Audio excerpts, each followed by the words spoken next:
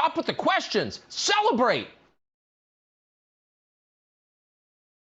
And then they say, is Donald Trump an intellectual?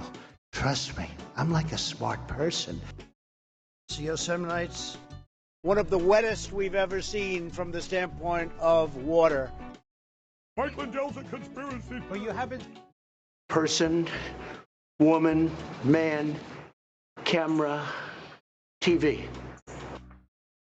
They said nobody gets it in order. It's actually not that easy, but for me it was easy. Amazing. He can't sit down. He's got a burning in his butthole. He's got a fire. He's got a flame coming out of his butthole. Big, massive dumps. Oh, I have a term for that. I call it corporate communism. Somebody sent me a thing this morning where they're talking about putting the vaccine into salad dressing. You see, this is a simple meme that you would find on the internet, but this meme is very real. You ain't seen nothing yet until you see the flaming butthole. Putting us on our knees to China. Now witness the firepower of this fully armed and operational battle station. There's insanity in the control room. Who's got a hammer?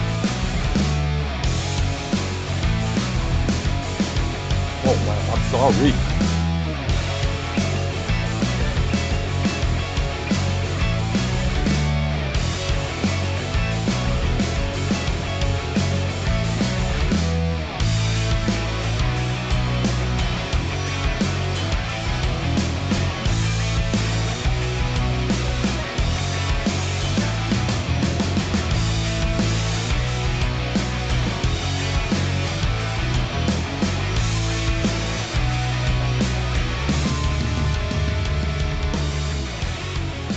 You know what time it is. Time to go around the nation. Where we got the memes. We got the realest of memes. All the memes. Well, welcome to the show. We got a little bit of a fun one today. So we're going to talk about, of course, I've got some great video for you, actually, of one of the Capitol rioters that I've talked about before, crying. So that's fun, because today's a little bit of a rough day. There is a good chance or a possible chance that women could lose the right to abortion. That's horrifying and terrible. And so, yeah, not good. But I'm going to try to give you a little bit of levity here. We're going to talk about how another Trump supporter did voter fraud, of course. We have the war on Christmas, fun stuff, and then a little bit of related to the Ghislaine Maxwell trial. So that's interesting. That's going on here. So lots of fun stuff. And of course, there was the corruption story that I promised you yesterday that I'm going to try to get through today. So we got all that fun stuff. Tracy Ravenhawk says, I have to keep myth and show for stupid stuff like the water broke to our house. That's horrible. I'm so sorry. Hopefully you get that fixed soon. Never broke water, but speaking of course, this made me think of Roe v. Wade breaking water. But I've never had a water pipe break. Yes, I've never broke water either.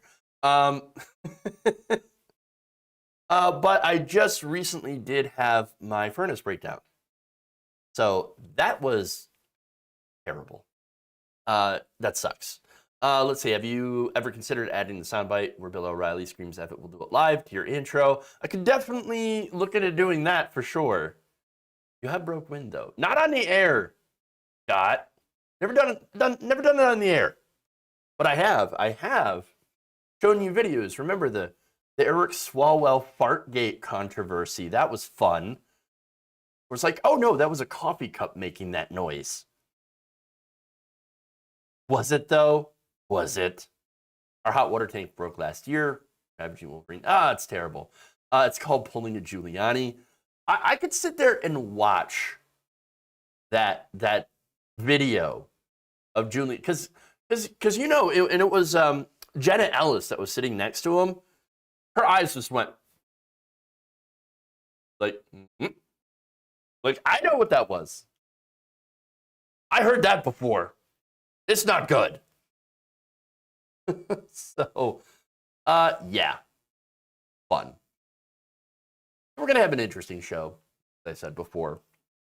We can get into a lot of different stuff. But hey, glad you're all here. If I could ask you to do something for me, please like and share the stream. Get it? I suspect Giuliani is constantly venting gas. Well, I mean, if you are like, are you counting his mouth too? Because there's always hot air coming out of Giuliani's mouth. Or are you including the Ennis as well? So, I don't know. Would be interesting to find out, or not, or maybe not. Let's see. She's upper crust, Jeff. The S and X are silent. I don't really care. I'm just going to call her Ghislaine Maxwell. That's what it is. Ghislaine. No, Ghislaine. Ghislaine. So I have decreed it, so it shall be. Bingo Bango, thank you for the kind donation. Your super chat. Place Garland because of the Supreme Court. So that's actually a really good point here. Merrick Garland was supposed to be on the Supreme Court. He was Obama's pick. Obama did not fight for him to, get him placed on the court. Republicans blocked all Supreme Court appointments. Didn't matter. They could have nominated Jesus Christ himself. Wouldn't have mattered. Wouldn't have mattered. Besides, they would have hated Jesus because he's brown-skinned Muslim. Or not Muslim, sorry. Brown-skinned Jew. So they would have hated that guy. Oh, always talking about peace and giving stuff to the poor. Oh. No. We can't have that guy. He will get in the way of corporate profits. Yeah. No. We need to stack the courts. I mean, I'm not even getting into the Supreme Court story yet until I have some, I guess something really important to a point. No, I'm sorry, not to a point. I'm thinking of the appointments, but something to talk about, basically. Some news that shows the direction of where this is going, this Mississippi case that is threatening to undermine Roe v. Wade. So I'm going to see what happens, and I'm going to report to you guys and gals when I have that information. But yes, Christ, such a communist. Such a communist. All right. So I guess we'll start out with some fun stuff first. Crying Riders. You'd love to see it.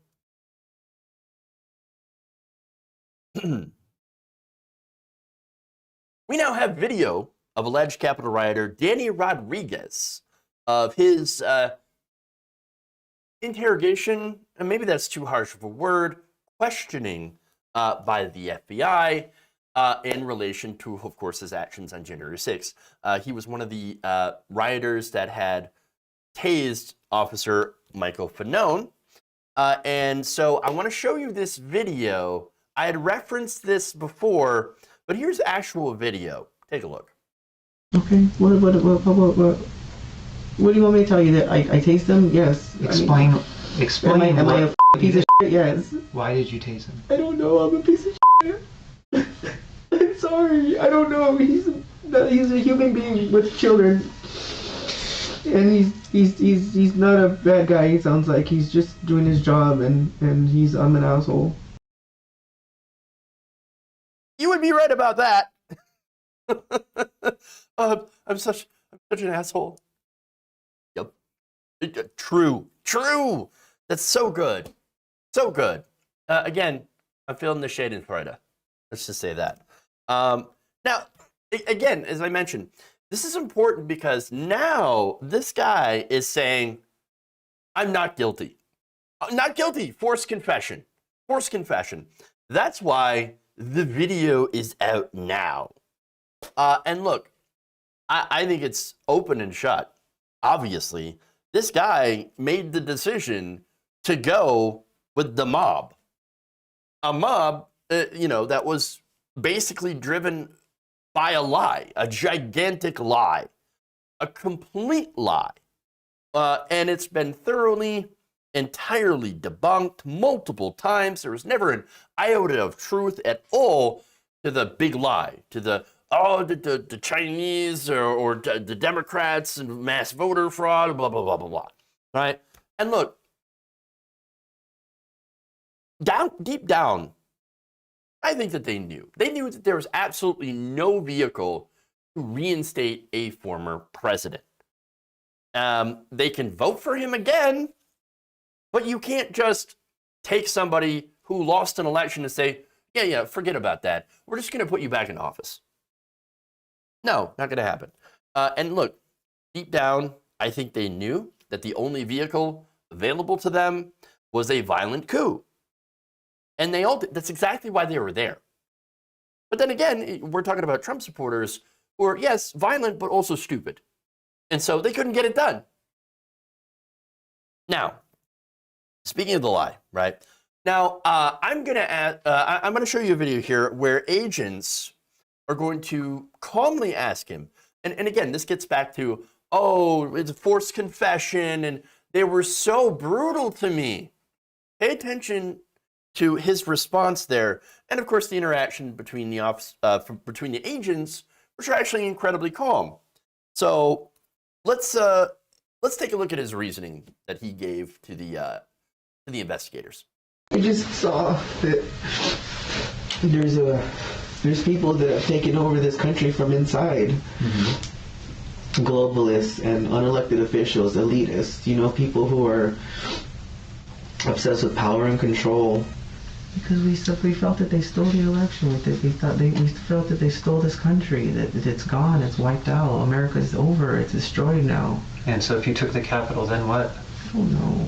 We just thought that, damn dude, I don't know. I thought that we were going to save this. I thought we were going to do something. I thought that it was not going to happen like that. I thought that Trump was to stay president and they were going to find all this crooked stuff and we were going to get, we found out that we thought that we did something good. We were getting Nancy Pelosi, it was rumored that Nancy Pelosi got her laptop stolen and that they found all this evidence on it and it was a secret plan. We were a distraction. We were put there to go distract, and so somebody can go get Pelosi's laptop and then get all the intel, and then we could just bust everything and find the truth, and it'll be all exposed, and we'll see that she's corrupt or some kind of evidence.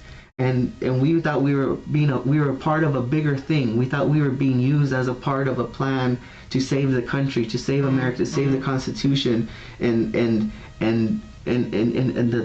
election, the integrity.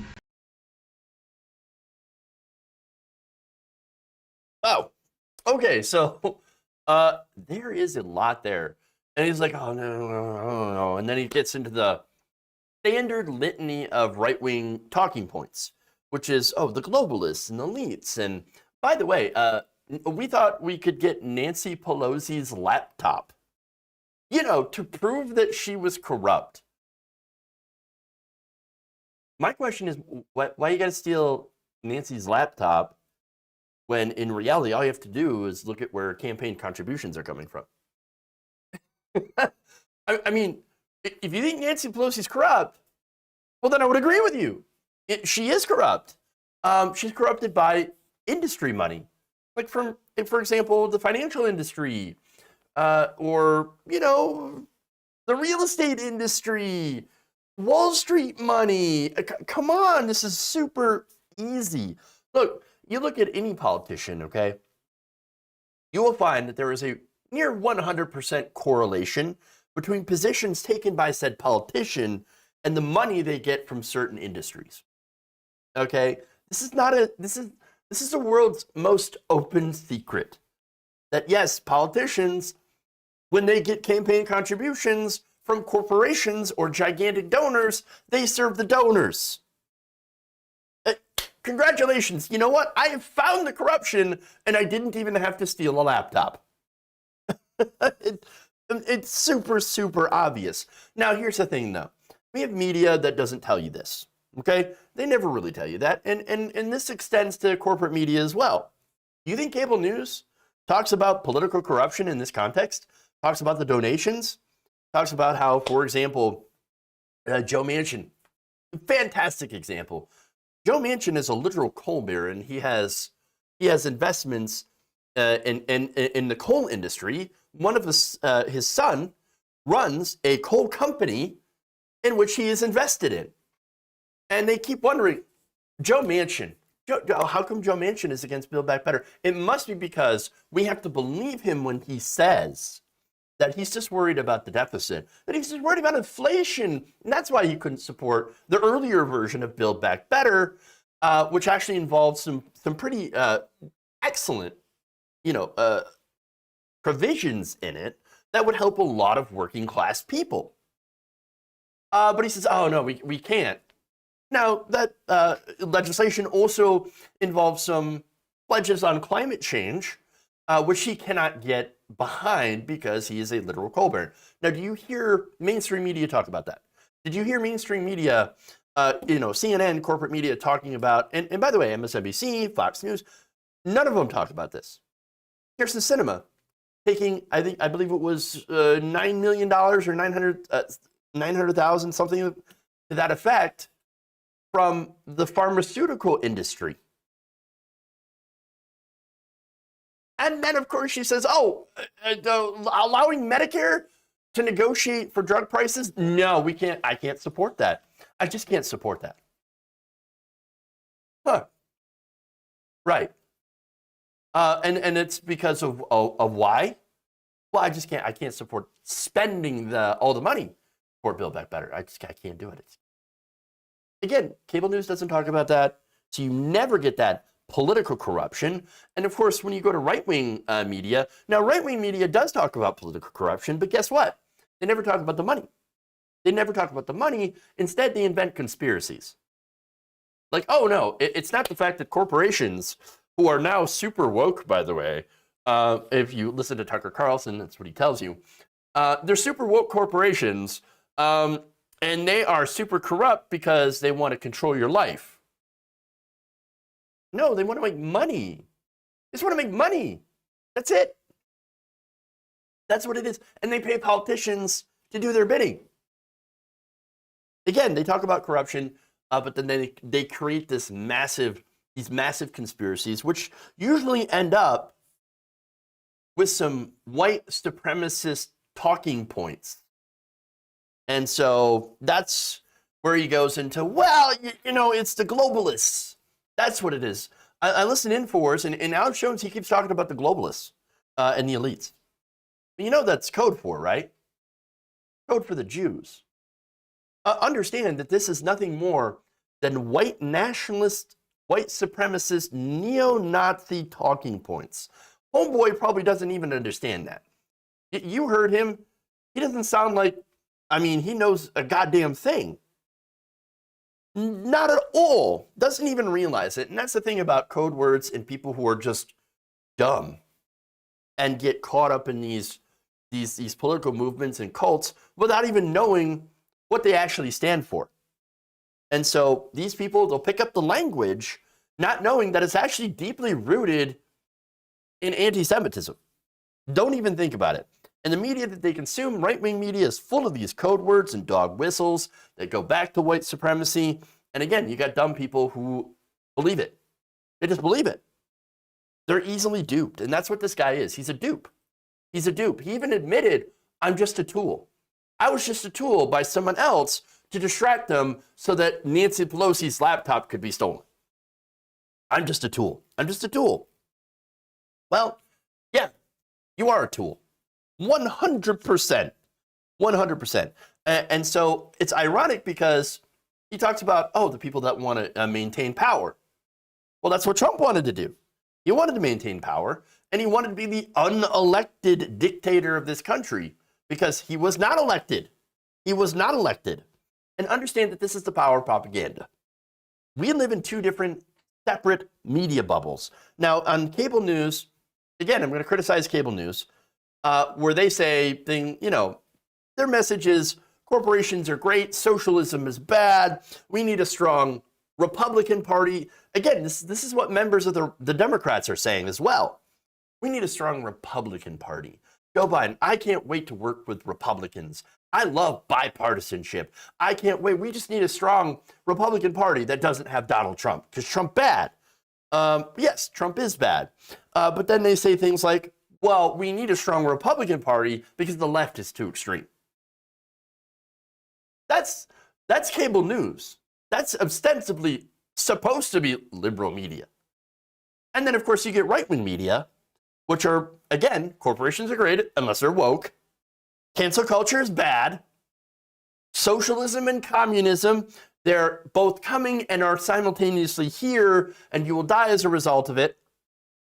Democrats have brought the communism to you, and so you must never, ever work with them or even talk to them or even acknowledge their humanity ever, because, again, they also kill and eat babies and drink their blood. And by the way, Dr. Fauci, literal Hitler.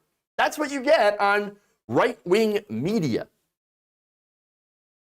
Understand that both bubbles, media bubbles, right-wing, they're skewed conservative and actually very pro-corporate. Now, the far-right bubble, however, and it's what I tend to focus on here, that far-right bubble is radicalizing people to violence.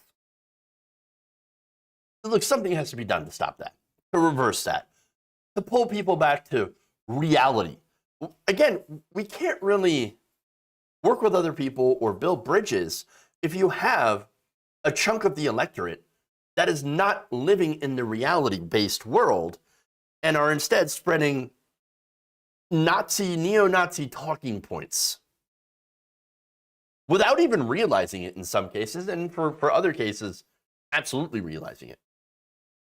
So we got to fix that problem so that finally we can get people, again, back to reality and away from the conspiracy theories and actually trying to work on bettering all of our lives.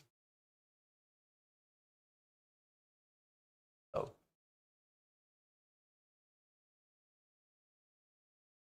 All right. Move on. We found the fraud. We got the fraud. Next video queued up.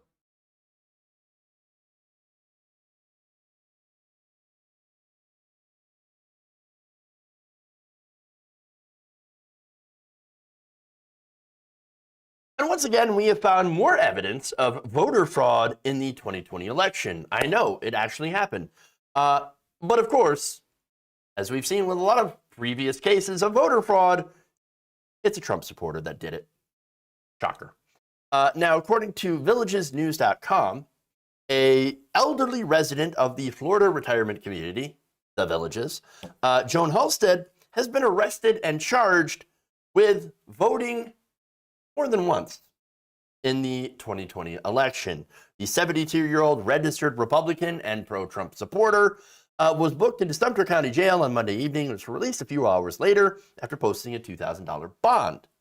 Florida, casting one ballot in an election is a third-degree felony, punishable by up to 5 years in prison.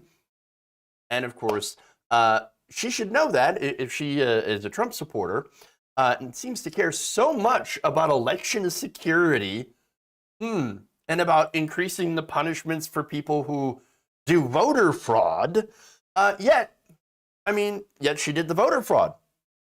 And so now they looked at her social media. They found, of course, lots of Trump stuff.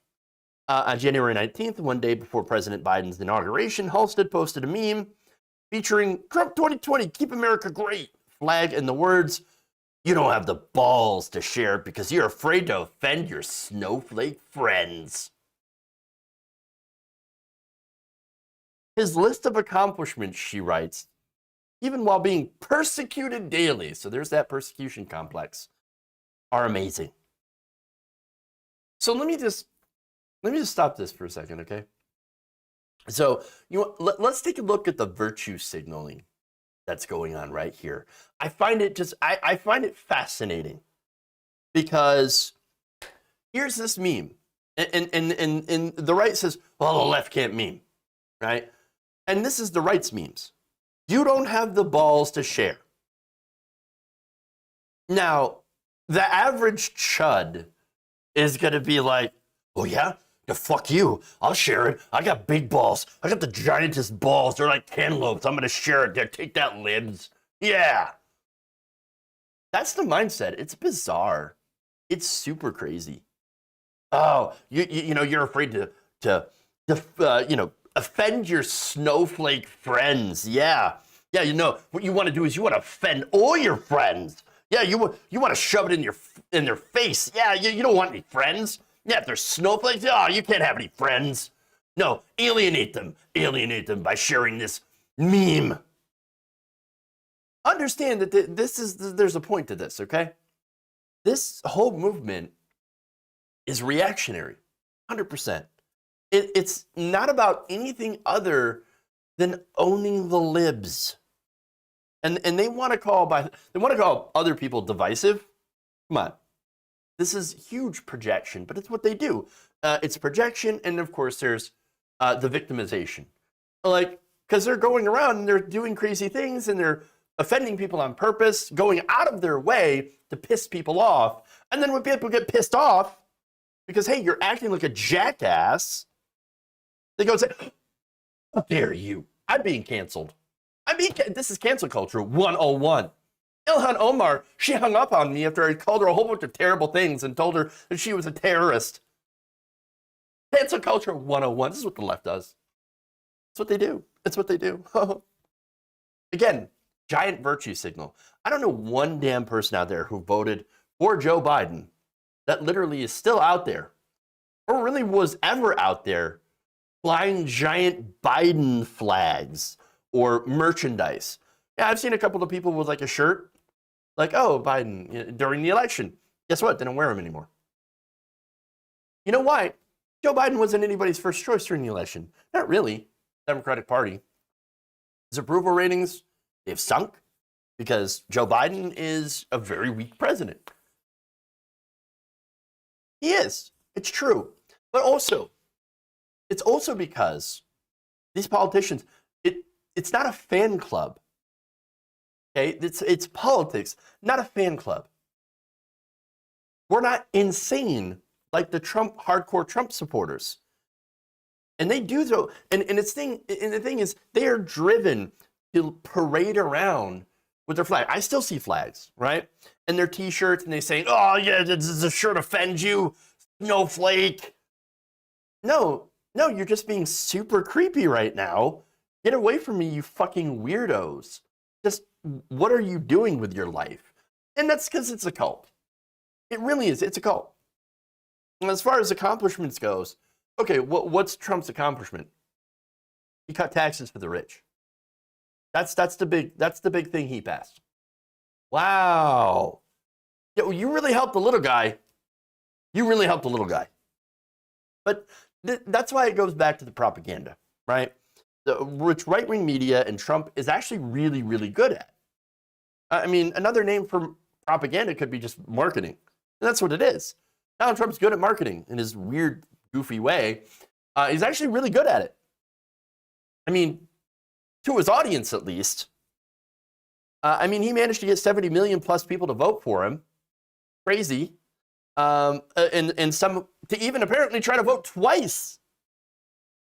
We've done a lot of stories here on this show about Trump voters being caught either trying to or voting twice, either like going to different polling places or using their dead relatives to support, or to vote for Trump. Yeah, you know what? Turns out dead people are voting and people are voting twice. It's the Republicans that are doing it. And that's it. And again, I know why. Not only did Trump tell people to do it, oh, you should vote twice, but day in and day out, they're blasted with messages saying things like, oh, our elections, they're not secure. There's fraud everywhere. Everybody gets away with it. Yes, at least the Democrats. We have no security. That's why they always get away with it. And then they think, well, gee, I guess I can get away with it because this is the message that I'm hearing from my media that I consume every single day. And then they can justify it by saying, well, don't worry. Republicans will fix the system, which they never do because it's not actually broken. The entire system for voter ID and voter ID laws and voter suppression laws and things like that. It's just a way to stop black people from voting by putting in annoying roadblocks. I mean, this is why we need the PRO Act. This is why Joe Biden should be fighting for the PRO Act. And I don't believe that he has fought, hard enough for it. I really think that he should have been hammering on the PRO Act. Hammer, hammer, hammer, hammer, hammer. You know? And he's not doing that. He's weak. You know? Who's got a hammer? That should have been Joe Biden right there. Who's got a hammer? I'm gonna get the PRO Act. We're gonna get Congress to pass the goddamn PRO Act. First, we got to get rid of the filibuster, and then we're gonna get you voting rights. We're gonna do some voting rights reforms. Let's go. Let's go. Let's go. 2022 is going to be a bloodbath for Democrats unless they get serious. And I don't see them getting serious. And here's the other reason, of course, that Democrats don't get busted doing voter fraud. And it's simply just because they're not doing it. I mean, so here's the thing. The black community, whom the Democrats take for granted, they show up. They show up. The black voters are the backbone of the Democratic Party. They show up. They show up. Letting them understand how important the vote is. Okay? But aside from them, you got a lot of people who agree, ostensibly with what the Democrats say that they agree with, universal health care, social safety net, et cetera, et cetera. They agree with the policies. I mean, if you look at some of the polling on the stuff that was taken out of Build Back Better, incredibly popular, and not by the way just popular with Democrats, popular with everyone, independents and Republicans. And so they could definitely get those people out to vote, but they don't. They don't. And so what you have here is massive, massive apathy, voting apathy, not just upon our side, but in the public at large, because again, there is a few reasons for that, as I'll talk about access to the ballot itself. You have no voter holiday, no national voting holiday. You got, of course you got to work that day. You're not going to get out there if you're going to work all day. Never enough polling stations in big cities. There's long lines. There's ridiculous, in some places, ID requirements. There's voter suppression. There are purges. And of course, as I mentioned, unexciting candidates. I don't think people voted for Joe Biden. They voted to oust Donald Trump. And I think that's what the right doesn't understand. They think the entire left loves the guy. There's a couple of people out there like, oh, Uncle Joe. Okay, but I think most of us are like, Biden, I guess. All right, fine. No, when it comes to progressives, when it comes to the left, not the centrists or the so-called centrists or the moderate left, whatever. No, the left hates Joe Biden more than Republicans do, but they still voted for him, and they hate him for actual good reasons. Things like, for example, not canceling student loan debt. I mean, look, he's got the authority to do so. We know the Biden administration has the authority to cancel any amount of student loan debt himself. He can do that. He's not fighting for the policies that he ran on, which is, for example, the public option. I'd like to see a public option. I don't think it goes far enough, but at least I'd love to see it. I'd at least love to see it, and then push further and push further. But again, he's not fighting hard enough for his own policies. He's not fighting Republicans. He's not fighting members of his own party like Joe Manchin, who are out there that are literally blocking his own agenda. They're blocking him. Members of his own party. So no. And again, you think in that situation, with all the apathy that this creates, people who are not excited to show up to the polls, you think they're going to go there and then say, oh, well, I'm going to take the extra work to vote twice and risk, by the way, jail time, certain jail time. You're mental. Mental. Give me a break. No, of course not. But again, facts don't matter to them, okay? To the right. Only right-wing propaganda. And people like this lady and all the others that have been caught voting several times, breaking voter laws, all right? That's the result of all this propaganda. I knew we were in for it when they immediately walked back the $2,000 stimulus to $1,400. Oh, yeah, absolutely. Biden doesn't even know what's going on. Hey, to be fair, he's probably sleeping, okay? Guy's not even interested in his own agenda. He's sleeping during the climate conference. Come on. Disastrous. Nothing will fundamentally change, said crazy Hawaiian MBA. He delivered on that. That's very, very true. Holy crap, that's true. Okay, let's move on.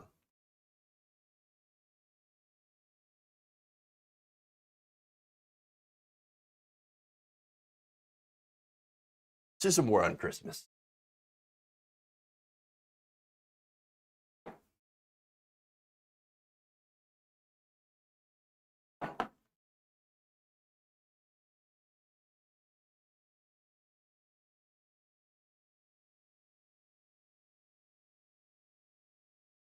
A conservative writer is blasting Fox News for its annual War on Christmas, which means it's time for a segment about the War on Christmas.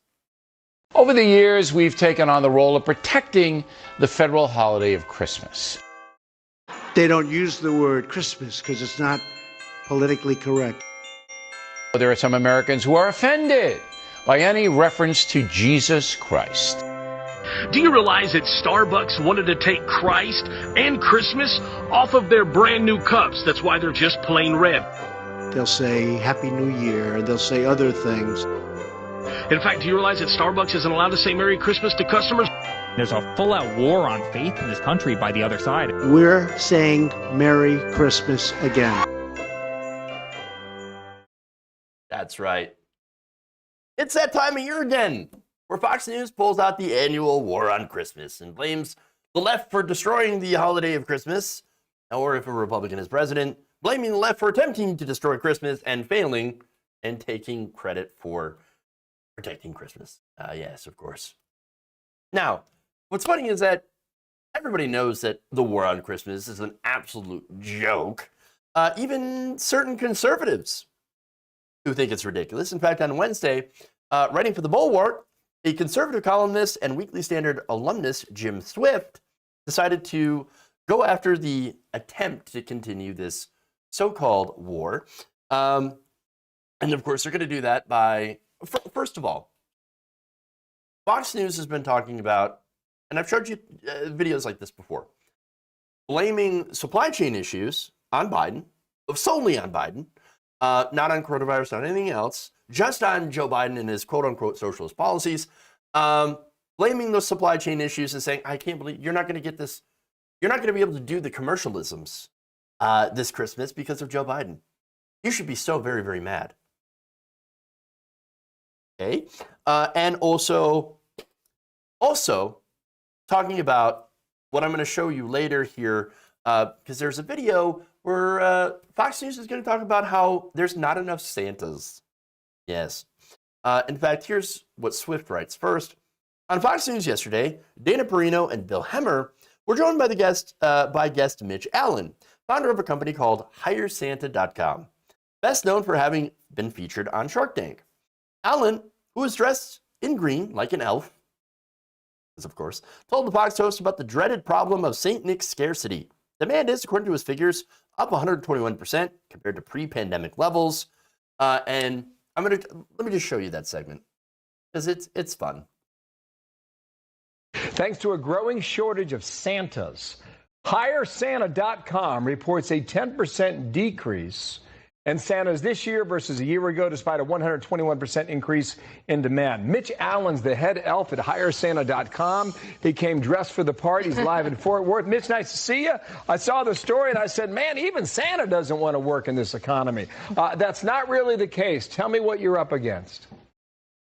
Well, the demand this year, as everyone is seeing this reopening trade, everyone wants to get back to normal. They weren't able to see their family or friends last year. Well, they're wanting to this year, and they're wanting to have Santa be part of it. Here at Hire Santa, we help brands associate themselves with Christmas, and we're seeing demand through the roof, over 120% over pre-pandemic levels, and yet we've lost a number of Santas over the last year and a half as well. Oh my God. Santa shortage. How will we ever survive as a country without fake mall Santas? Now, who's to blame for this atrocity? Well, the RNC has an idea. They're blaming Joe Biden. The RNC, the Republican National Committee, clipped this segment out, put it on Twitter. They said this: Fox News reports the nationwide Santa shortage affecting Americans this Christmas under Joe Biden. Oh no. It happened under Joe Biden. It must be like the supply chain issues, just like all of that. Or, it could be the result of being in a pandemic for nearly 2 years. In fact, that's what Swift noted. He said, why the Santa shortage? Two options seem relatively likely. One, statistically speaking, COVID has almost certainly reduced the pool of available seasonal Santas. I mean, we're talking about older men with comorbidities. And two, the remaining potential Santa employment base might be a little leery of a part-time hourly gig that involves potentially hundreds of unvaccinated kids hopping on and off the jolly old lap. I mean, yeah, nailed it. Now, again, this is a conservative who is getting it right. So, yes, very, very true. So now, can some blame be extended towards Joe Biden for the length of the pandemic? Maybe. And you could argue that from the left, saying, look, Joe Biden, he knew how serious COVID was, he was elected to fight COVID, and he decided to not go with locking down schools or closing schools or doing more lockdowns or even doing more stimulus. Okay, that's a fair criticism. Definitely a fair criticism. That said, I don't think he can do a lot without Republican votes. That is, unless he fights to get rid of the filibuster. That would involve him getting Joe Manchin and Kyrsten Sinema in line, which he could certainly do. He could use the bully pulpit. He could tell Joe Manchin, by the way, hey, your daughter had the rash. We got some information on her. Gouging people, the EpiPen, and all that stuff, and doing some things. Maybe you might want to reconsider your stance in the filibuster, big guy, or we might have some charges for you. I mean, that's playing hardball, but again, Joe Biden does not play hardball. That strength is not a Joe Biden trait. He doesn't fight Republicans, doesn't fight his own party, unless, of course, they're progressive. Then he fights. But after all, look, weakness and bipartisanship and singing kumbaya around the dumpster fires that is now our political system, it's kind of Biden's brand. It's always been his brand. But Donald Trump and Republicans definitely deserve a lot of blame. And that's just a matter of fact. Republicans are the main holdouts against getting vaccinated. They really are. The majority of anti-vaxxers and anti-vax rhetoric is on the right wing. It just is. Now, that's not the same as being vaccine hesitant. And I want to make sure to distinguish this, because there are anti-vaxxers, and then there are people that are like, I don't know. I keep hearing things about it, and I'm kind of worried, and I don't know. I keep hearing things about efficacy going down, and I just don't know. I just don't know. Well, again, there are groups that have this hesitancy. You've got those in the Black community, for example, and I think in those cases, yes, people deserve empathy, understanding, and I would urge family members who know them and medical professionals to reach out to those groups and say, look, here are the facts. Go do that. Look at the facts. Here they are. This counters a lot of the disinformation or misinformation you might have heard. And just, look at this and make that decision. You know what I'm saying? And do some encouragement. But that's different from anti-vax grifters. Those people deserve absolutely no empathy because they're exploiting people for cash and are likely mostly vaccinated anyway. Now, again, Swift is correct in making fun of Fox News because what they're doing is absolute nonsense. They're just using this to say, Democrats bad, they're ruining Christmas. Without actually giving, the facts on what's going on. And the fact is that COVID has had a gigantic impact on our economic reality in this country. There are things that we cannot get in stores. We've got inflation that is up. That is hurting families. Those are facts. And I'm sorry. But it's also a fact that Trump had allowed the virus to propagate in the United States and spread through his terrible responses. And that Republicans and corporate Democrats also used COVID in order to redistribute trillions of dollars to large corporations and banks. The banks got $6 trillion in liquidity from the Federal Reserve. The Blackstone Group literally took money that they received from the government, from government handouts, and they decided to invest it in thousands of single-family homes. Why? Well, that was so that they could corner the rental market and make money. Guess what? The Carlyle Group is doing the same thing. Biden literally spent Thanksgiving at the home of the co-founder of the Carlyle Group. And so, yes, if you want to know why it's difficult to find a home, or at least a well-priced home, and why inflation is so high, well, you can look into those groups. You can look into the corporate welfare. You can look into monetary policy by Jerome Powell at the Federal Reserve. Okay? Now, as for the Santas, let me just add one more point. I was actually surprised to learn that being a mall Santa, you can actually make some decent money. I know, I was very, very surprised. I thought it would be a lot lower. Turns out the median hourly rate for a mall Santa, and again, it depends on your location. It could be as low as $12 an hour or as high as $65 an hour, but the medium is actually about $30 an hour. You can make, as a mall Santa, in about 5 to 6 weeks, anywhere from $5,000 to $20,000. Wow, that's not bad. That's not bad at all. And by the way, obviously, the longer you've been doing it, the more you get paid, usually. Again, you can make up to $65 an hour for just seasonal work. But the reason that these Santas don't want to do it is because COVID. Not Joe Biden, but COVID. Which, by the way, yes, it's still going on. In fact, now we have the Omicron that has landed in California. And so now we have to learn about, how bad Omicron might be, how infectious it is, and how the vaccines, if there's any hit to the efficacy of vaccines. Those are things that we are going to have to find out that scientists are already looking into. And so it's that. It's not the policies of Joe Biden. Now, I want to show you just a couple of fun Twitter responses to the RNC, right? One person adds, I wonder what could have happened in the last 2 years that would have killed off a ton of fat old guys and made the rest scared to deal with the general public. It is a puzzler, certain. Another person adds, man, I wonder if there was a recent worldwide phenomenon that disproportionately killed older, heavier dudes. Another person adds to that, and an organization that discouraged older, heavier dudes from taking any precautions to avoid that phenomenon. Yes, it is a puzzle. Only we could figure it out. Okay. I'd dye my hair white to get the job. Yeah. Oh, who goes to malls anymore, Scott?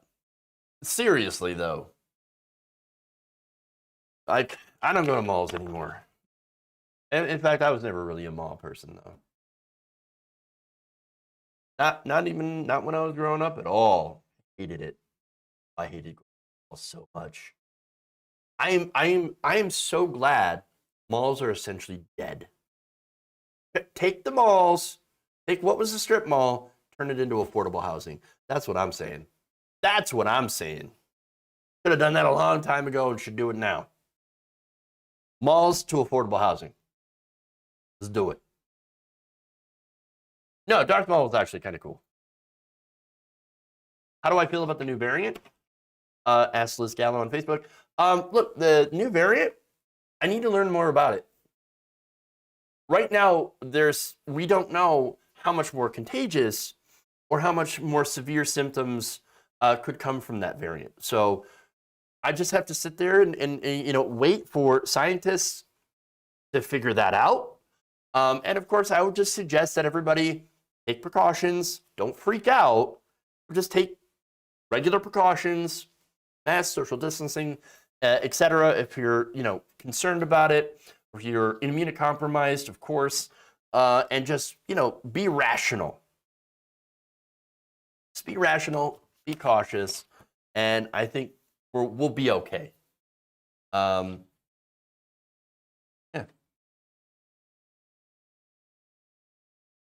Make malls more fun for the youth. Usually, there's space for housing and mall creation. So look, you could definitely turn a lot of malls into affordable housing. I think you could also turn them into places like good for after-school programs, places where kids can safely go, childcare centers. And there's a lot of things that you could do by changing that from a commercial, basically a place where you spend a lot of money and get, cheap products, whatever, in return, to something that's a little bit more useful, I guess, to society. You know what I'm saying? All right, anyway. Got a QAnon. Co-ops do that too.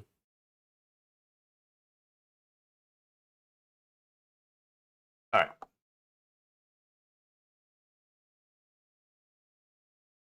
The trial of Ghislaine Maxwell, Jeffrey Epstein's former associate, who was alleged to have groomed children for the alleged pedophile, has started. Now, already, members of QAnon are jumping in to defend Donald Trump. Yes, former President Donald Trump is being defended by QAnon, despite there no evidence being presented to show that Trump had done anything criminal related to Epstein or anything. Huh. Odd. So let me give you some examples here. So on Monday, Lawrence Paul Visacki Jr., who was Epstein's pilot for almost 30 years, testified that many different famous celebrities and political figures like Donald Trump, Bill Clinton, Prince Andrew, Chris Tucker, and other famous people flew on the plane between 1991 and 2019. So, hey, there's a lot of people.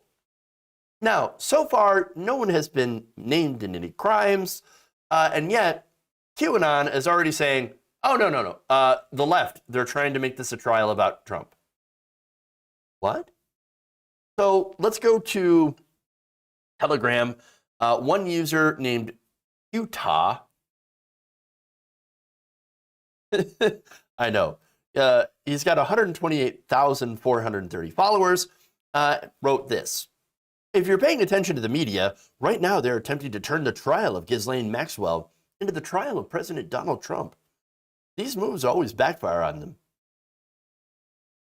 Wait. Why?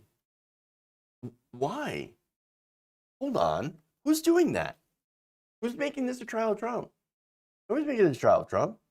Now, another user with over 7,400 followers wrote, the pilot in the Ghislaine Maxwell case has fingered Trump as being a passenger on Epstein's Lolita Express. Trump lied and is guilty. Leftist Twitter is gleefully exclaiming, they jumped the shark again. I challenge you to find anywhere where Trump directly denies flying with Epstein. Okay, but well, hold on here. Okay. So now, on that, Alan Garten, an attorney for the Trump Organization, said this. Trump had no relationship with Jeffrey Epstein. Well, that's a lie. No, of course he had a relationship with Epstein. Yes. In fact, here's what he said about Epstein. Quote, I've known Jeff for 15 years. Terrific guy. This was back in 2002 for a story headlined, Jeffrey Epstein, International Money Man of Mystery. Gross already. And added, he's a lot of fun to be with. It's even said that he likes beautiful women as much as I do. and many of them are on the younger side. No doubt about it. Jeffrey enjoys his social life. Epstein also visited Trump's Mar-a-Lago club in Palm Beach, posed for photos there with Trump in 1997 and 2000. And of course, Trump's contact information, including the phone numbers of Melania, staff, were leaked out by an Epstein employee in 2009. So, no, they definitely knew each other. Yes, they partied together. Now, that said, by 2007, their relationship was essentially over. Donald Trump had banned Epstein from Mar-a-Lago as a reaction to criminal charges that had been filed against Epstein. So that seems like, okay, a normal reaction, like, oh my God, yes, get out of here, get out of here. You are now banned. You're banned. Okay, that's the right move, hey. And look, he had also, I guess, spoke to people that were going after Epstein very, very openly. Okay, great. Now, in that case, however, Epstein had also pleaded guilty to Florida charges of soliciting prostitution to resolve allegations that he molested dozens of girls. The arrangement was overseen by then U.S. Attorney Alex Acosta, who served as Trump's Secretary of Labor. Now, that is very sus. I've talked about this before. Now, does that prove anything? No, but it is very suspicious. It is sus because it makes you wonder, why did Donald Trump appoint Alex Acosta when he had no relationship? Trump himself says he had no relationship with Epstein, and he's widely criticized, Acosta is, for giving that deal. And so it's like, I don't know. That seems weird. What if Epstein had known something about Trump that Trump maybe didn't want getting out?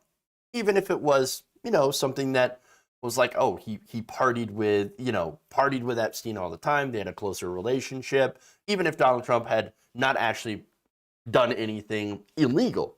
We don't know. We don't know the details on that. And we're never going to know, at least from Epstein himself, because he is dead.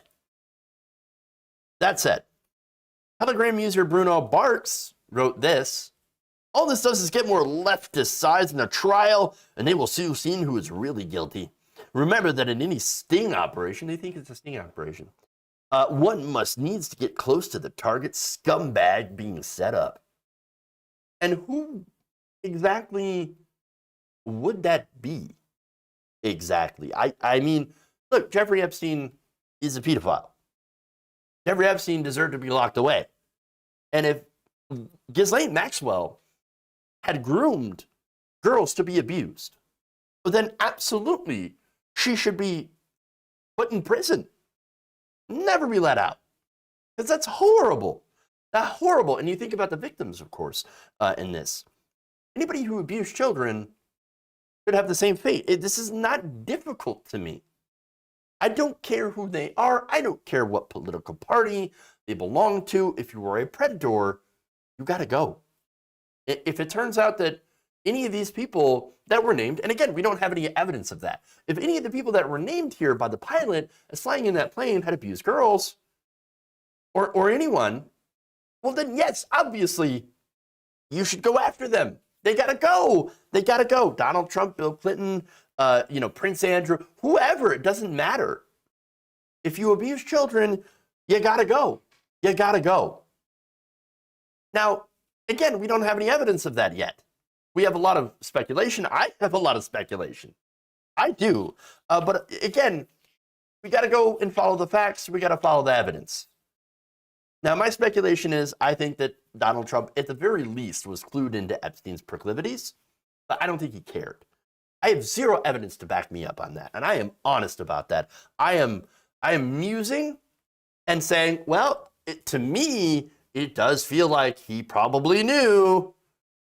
And, I don't know. Again, you go back to him Trump walking in on, Miss USA or Miss Teen USA, the locker room and saying, oh, don't worry, I've seen it all before. Like, that's a gross invasion of privacy. He's a gross person. Totally gross person. But again, we don't know if he had actually abused girls.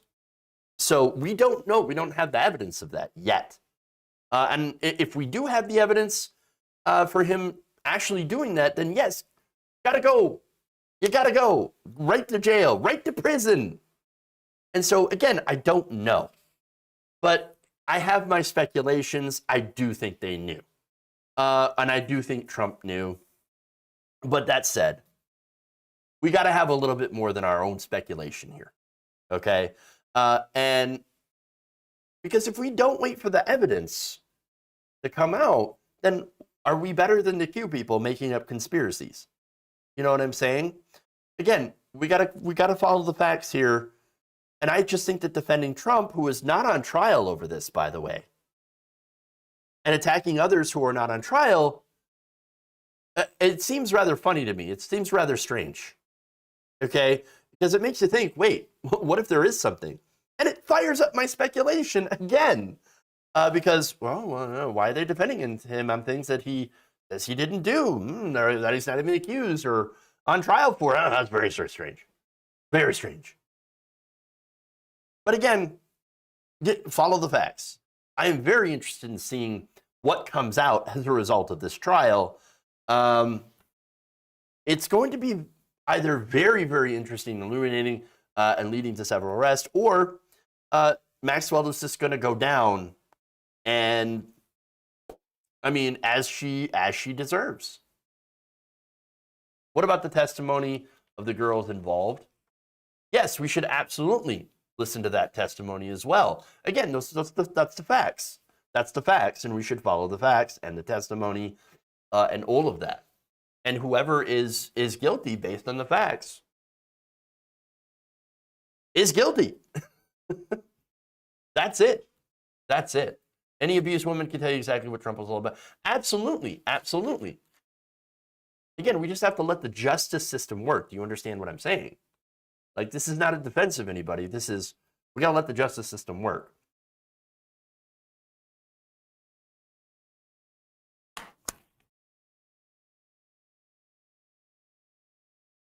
All right. So, let's move on. Maxwell will be the scapegoat and it will all disappear. It's possible. And that's what I was talking about as well. So, this is a very interesting case because now we're talking about, of course, people in power using that power, because we've certainly seen that before. And then there could be people there that were flying on that jet that had nothing to do with it. So we don't know.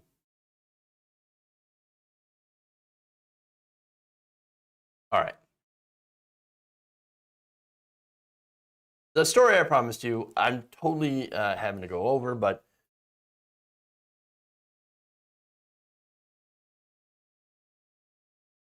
it appears that Pfizer and other large pharmaceutical companies are lobbying to stop legislation that would help whistleblowers hold companies liable for misbranding and other examples of corporate fraud.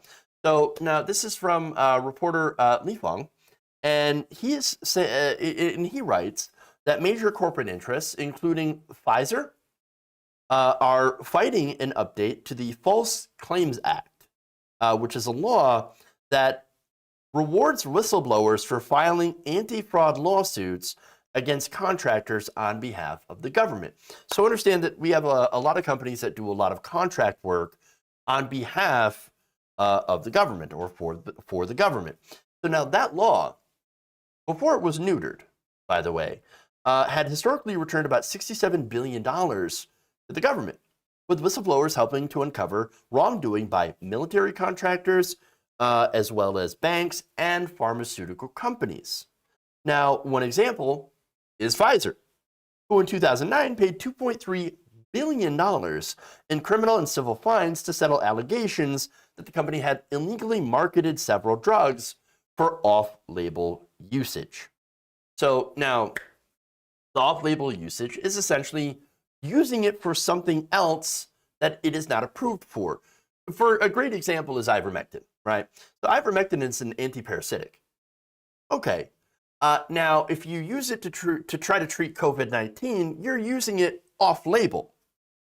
So now, what Pfizer had done in this case is said, don't worry, you can use this drug, a different drug, not ivermectin, but you can use a drug to treat something that has not been approved for by the FDA.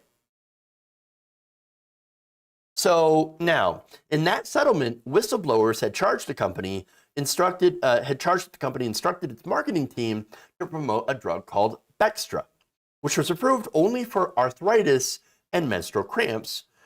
Instead, they said that they had promoted this to use for acute and surgical pain, which it was not approved for by the FDA, which placed patients at risk for heart attack and stroke. Now, the company also had paid doctors for kickbacks for prescribing the drug for off-label uses. So now, lawsuit brought under the False Claims Act through the actions of 6 whistleblowers ended in one of the largest healthcare fraud settlements in history. So that was then. This is now, where federal courts had managed to water this down significantly. Now, these decisions had expanded the scope of what is known as materiality, in which, in law, is the measure of the estimated effect the presence or absence of an item of information may have on the accuracy or validity of a statement. So what that did, again, is the court made it more difficult to allow these whistleblowers to make their case that these companies had acted improperly. Now, in 2016, the Supreme Court ruled in Universal Health Services versus United States, Escobar, that a fraud lawsuit could be dismissed if the government had continued to pay the contractor. So the government paying these companies, pharmaceutical companies, for example, or it could be, again, a defense contractor, for lying about their product, that you can't do that. But if you are getting paid by the government, you are allowed to do the fraud and not get in trouble for it. That's very strange. So the court reasoned that if the government continued to pay the company despite fraudulent activity, then the fraud is not material to the government contract. So, well, I mean, you did fraud, but if you're paying, since we're still paying you for something else, then that doesn't affect our contract at all. Great. Fantastic. That ruling functionally neutered application of the False Claims Act against many companies that are so large, the government cannot abruptly sever payments, especially against large healthcare interests and defense contractors. So basically, even if they're found guilty of fraudulent activity, advertising or whatever, as long as you still have your government contract and you're still getting paid by the government to do business, you can get away and still make money. Because, again, you're getting paid by the government. That's really strange. Really kind of fucked, actually. And by the way, it's having, these changes are having a big impact. For example, recent court decisions, including cases involving Honeywell and Halliburton, show contractors winning dismissal of fraud simply by citing continued government payments.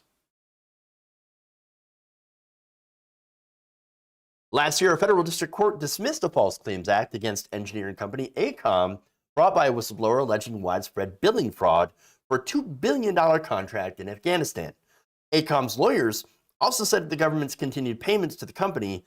That lawsuit is currently under appeal. And it's also discouraging new cases. For example, under the Trump administration, in 2018, their Justice Department had issued the Granston Memo, which encouraged the dismissal of more whistleblower-initiated suits under the False Claims Act. And now that Trump is out of office, well, something interesting actually happened. Biden's actually done something a little bit to this regard. Interesting. So in October, Attorney General Merrick Garland actually officially rescinded the overly restrictive memo. And afterwards, Senator Chuck Grassley, also giving him credit here, a Republican of Iowa, among others, by the way, this is bipartisan, including Vermont Senator Patrick Leahy are actually pushing to update this law to give whistleblowers greater protection against potential industry retaliation and make it more difficult for companies charged with fraud to dismiss cases on these procedural grounds. Again, the procedural ground being, I'm getting paid by the government, so you can't stop my contract. Now, the legislation, the False Claims Amendments Act of 2021, adjusts the materiality standard to include instances in which the government made payments despite knowledge of fraud if other reasons exist for continuing the contract. The bill also expands the anti-retaliation protections of the law, which currently only cover current whistleblower employees of a company. The bill seeks to prevent an industry from blacklisting former whistleblowers seeking employment. So all of that stuff is good. Now, there's a problem though. Lobbyists. Corporate lobbyists have flooded into Congress, as they always do on any of these issues. Now, Pfizer hired Hazen Marshall, a former policy director for Senate Minority Leader Mitch McConnell, to lobby on this issue, along with the law firm Williams & Jensen, which is a powerhouse that employs an array of former congressional staffers. So these are people who used to work for Congress or work in Congress for congressmen who have these personal ties. They are now lobbyists that will go to these congresspeople and say, you better not support this. These companies must continue to get their government contracts. It doesn't matter how much fraud that they've done. It doesn't matter how many people they have hurt with their fraud. We must continue. The money must flow. The spice must flow. And that's really it. That's really it. Now, their allies in Congress, industry's allies in Congress, have been blocking the crap out of this. In fact, in an initial test vote, the bill was blocked, and in August, Grassley proposed an amendment act as an amendment to the bipartisan infrastructure bill. So look, the bipartisan infrastructure bill, it's filled with corporate welfare. This would have actually helped. But in a twist, you know who blocked it? Senate Democrats, working with Republicans like Senator Tom Cotton. Tom Cotton actually tried to erase the entire bill. The amendment Cotton proposed actually sought to strike all substantive lines of the bill except for the title, which is simply the description of the legislation. During the committee debate, Cotton argued that the Supreme Court had made the right decision in Escobar and the continued payment standard for materiality. The money must continue to flow. And of course, most of the companies they're afraid of bad PR. And so they're hiding their efforts to lobby against this bill. In fact, you have the U.S. Chamber of Commerce. Now, the U.S. Chamber of Commerce is lobbying heavily. But the U.S. Chamber of Commerce they have a ton of member corporations. And so the Chamber of Commerce has actually made the Grassley bill one of its primary targets for defeat. In fact, we know the Chamber of Commerce has members likely hit by the False Claims Act before. And so they joined in with other trade groups, including the American Hospital Association, the Healthcare Leadership Council, PhRMA, which is the Pharmaceutical Research and Manufacturers of America, and the American Bankers Association. All of them together are trying to destroy this bill. The known corporate interests lobbying on the Grassley bill, or I should say against it, are Pfizer, Amgen, AstraZeneca, Merck, and Genentech. These companies listed the legislation on lobbying disclosures. All five had paid nine-figure settlements over healthcare fraud brought to light through the False Claims Act. According to whistleblowers, this fraud is rampant, as are kickbacks. In fact, you had John Kopczynski, one of the Pfizer whistleblowers in that original case, saying this: the whole of culture of Pfizer is driven by sales.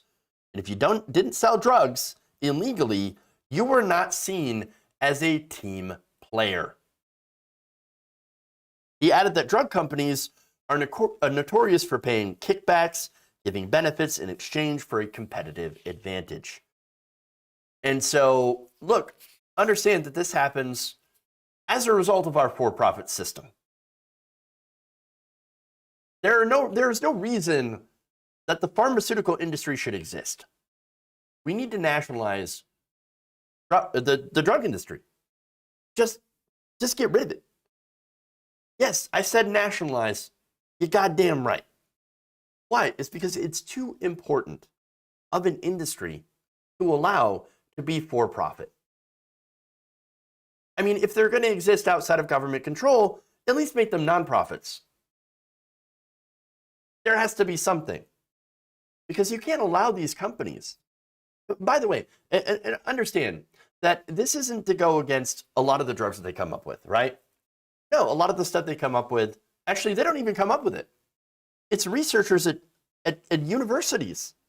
Then these companies go in and they buy the rights and they do the marketing and they raise the prices when they sell the drugs.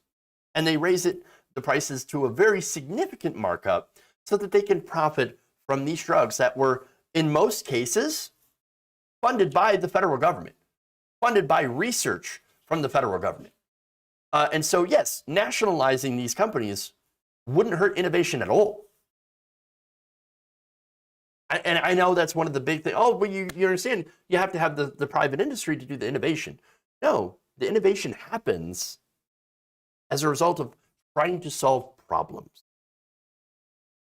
And so, yes, nationalize it, because you know what? Fraud gets people killed. It is insane that you cannot hold them accountable when you have proof of fraud, just because the government's paying them. You can't end the contract currently when they're getting paid by the government, by us, by the taxpayer. And then you're also allowing them to eviscerate whistleblowers who actually call out the fraud. This is disastrous. This is a clear result of the money in politics. And again, let's be honest, these are federal judges, right? Not Supreme Court judges, but federal judges. And these pro-corporate judges were seated by Republicans, and in some cases with the help of Democrats, or in many cases, I should say, as Obama and the rest of the Democrats ignored the judiciary as all of these seats were open. All of these judicial seats were open, and once Trump got into office, he got all of the appointments that he could ever wish for. And that's what leads to this. That's what leads to this. And so, look, at least there's right now some bipartisan push to try to update this law to actually fix this problem so that we can actually at least try to hold companies accountable and to protect whistleblowers. I am just very concerned with how corrupt our system is, that this money will, flood in and end up killing this entire thing. Okay.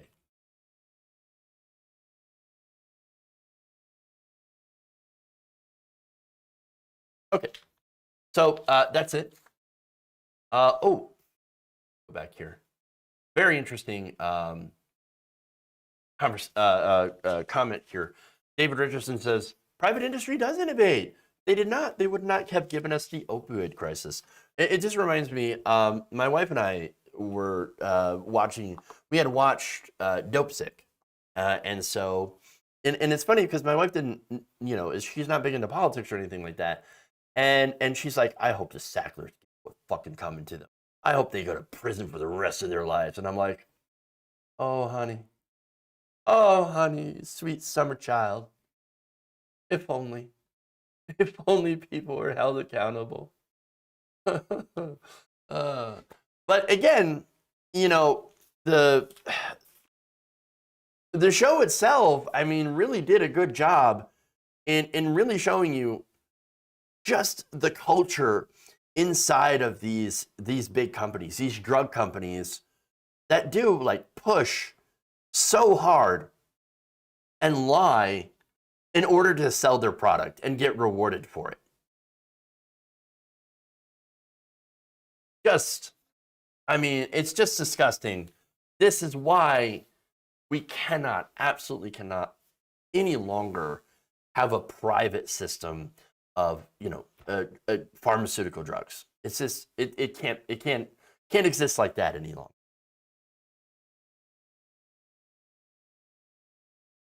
That's like somebody saying that corporations pay their fair share in taxes. I know. It's, oh my God.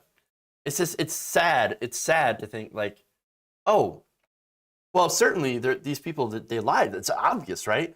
Well, they're gonna get punished, right? A little bit, but not nearly that. Not nearly enough. No prison time. No prison time for the Sacklers. And they got to keep all that money. The training part of it was disgusting. Yes, Koru, 100%, 100%. Just those training, like the, breakthrough pain, yeah, you just, it's the addicts. That's the problem. It's not the normal people. No, it's the people that are abusing it. They're the bad people. They're the addicts, right? They're just the terrible people. No, it's regular people that end up, using it as prescribed and still end up becoming addicted and being prescribed more and more and more. It's just absolutely disgusting. It's a fantastic show if you haven't watched it. I would definitely check that out if you haven't. I believe it's on Hulu. As far as I know, it's a fantastic show. All right. Anyway, I am so way over time, out of time. Thank you. Oh, hey, Rick Scott defrauded the U.S. and now he's a U.S. senator. Yeah, but that was only Medicare fraud, and that's totally fine for Republicans, except when they say hands off my Medicare. Get your government hands off my Medicare. Oh. But anyway, let's see. Let's go give some thanks here for those of you who are very, very kind, donate through our super chat. I appreciate that. And then we're going to thank Twitch viewers as well. And Facebook, I don't see notifications on Facebook for like donated stars or anything like that. I'm trying to figure out how I can include that stuff so I can give you shout outs as well. Because I do appreciate the viewership on all of our different places that we are currently streaming on. And we have videos, by the way, as well. All right, so let's see. Dango Bango says, the judges are Trump appointed, the same guy who launched a failed coup d'etat against the United States. Madi Darno says, take care and stay warm, y'all. It's getting cold. True. Gabby Mathis, thank you for the incredibly kind $20 and super sticker. Appreciate that. And then Madi Darno adds, stop profiteering in education and healthcare. But there's so much money. There's just so much money there. Okay. Also, let's go over here to the Twitch. Arcader Jeff, thank you so much for the very kind 200 bits. Really appreciate that. Bits, of course, you can use that to help the show. Metal Kitty Mom, thank you for resubbing for a month of Tier 1. Appreciate that. And HairyMan42, thank you for gifting a Tier 1 sub to Vitingale. Appreciate that as well. Thank you so much. So much. Wonderful, wonderful. Y'all are amazing. Thank you. I appreciate you all. Yes, even the times where I get frustrated when you push back, I do appreciate it. Let's see. Let's raid someone on Twitch. Let's raid into. Let's just do a Pac-Man raid. What the hell? See what he's got going on. All right, everyone else. Thank you again. Tune in tomorrow, as usual, 4 p.m. Eastern, for another great show. Thank you all. Love you. And remember, change begins with you. Good night.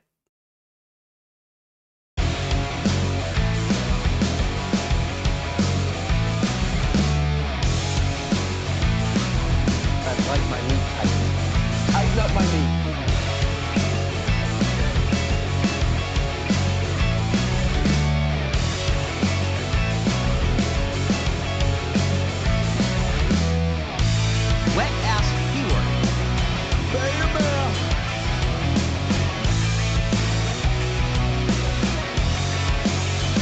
Mike Patterns.